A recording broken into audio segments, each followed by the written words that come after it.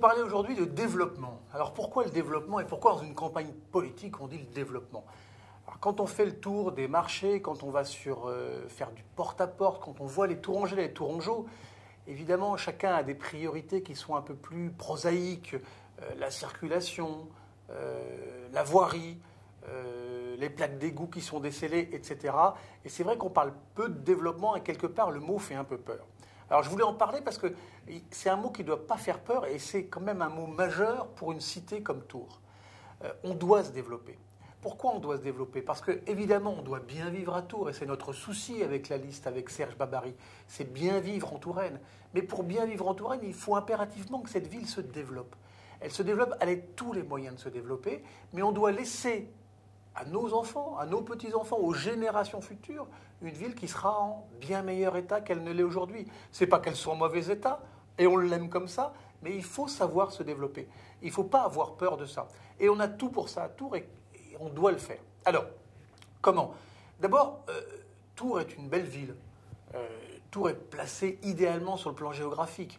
On a un nœud autoroutier, comme on dit, on a un nœud ferroviaire, il y a un aéroport, il y a tous les moyens de se développer. Et ça, c'est vraiment important.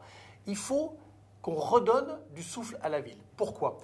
La ville de Tours a une particularité forte. Elle est dépendante pour beaucoup des emplois de l'État. 8000 salariés à l'hôpital, plusieurs milliers encore dans l'armée, à la SNCF, etc. C'est une ville, ce qu'on appelle tertiaire.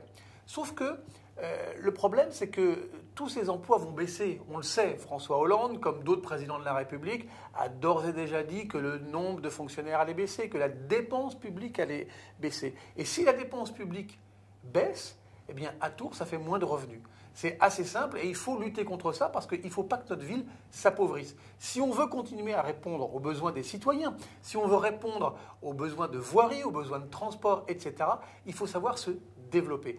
Et pourquoi un maire peut le faire? Parce que le maire, c'est celui qui va, c'est pas celui qui va embaucher le maire, mais c'est celui qui va initier, c'est celui qui va créer les conditions pour que s'installent les entreprises en Touraine, pour qu'elles s'installent à Tours. C'est celui qui, au niveau de Tours Plus, va aussi engager des actions, parce que l'action économique est beaucoup sur Tours Plus, va engager des actions pour que les entreprises s'installent. C'est un état d'esprit, le développement. C'est de se dire que notre ville sera meilleure demain qu'elle n'est aujourd'hui. Alors, attention, il n'y aura pas de nouvelles cheminées d'usines à Tours, il n'y aura plus de fabriques automobiles à Tours comme dans les années 1900. Bien sûr que non, ce n'est pas l'ADN de Tours aujourd'hui. Mais nous avons des cerveaux, nous avons une belle université, nous avons des logements, enfin des espaces dans la ville qui se libèrent et nous pouvons créer autour du numérique, de la santé, du tourisme, plein de projets de grand développement pour Tours. Et c'est par ce développement, ce mot que je vous rabâche aujourd'hui, c'est par ce développement que Tours demain sera plus belle.